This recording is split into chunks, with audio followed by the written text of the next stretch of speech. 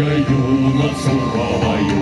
К нам приехал князь Рюрик надолго, чтобы править славянами вольными. Баладье по дракаровой лодочке со друзьями да с родными братьями. Сам стоит он мрачней темной полночи, слово молвит он верным приятеля.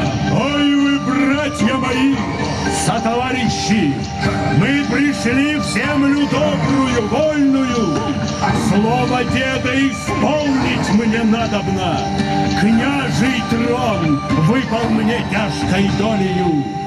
Вы, варяги, товарищи верные, Синеус и Трувор, братья кровные, надо нам свершить дело первое, боль славян сделать нашею долею, землю нам полюбить, что завещено, быть славянам надежной защитою, чтобы Русь была доброй и вечною, и богатство в ней было великое. Гуляет ветер над Ладогой, гонит тучи над батюшкой Волховом.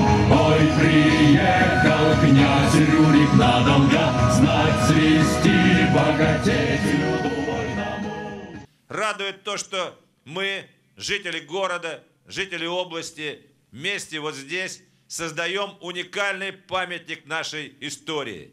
Вспомним, еще несколько месяцев назад здесь было пустое поле, заросший бульвар. Сегодня мы возрождаем здесь историю нашего государства. Я уверен, что тот проект, который мы сегодня разработали, согласовали с Министерством культуры России, позволит через определенное время сделать здесь памятник мирового уровня.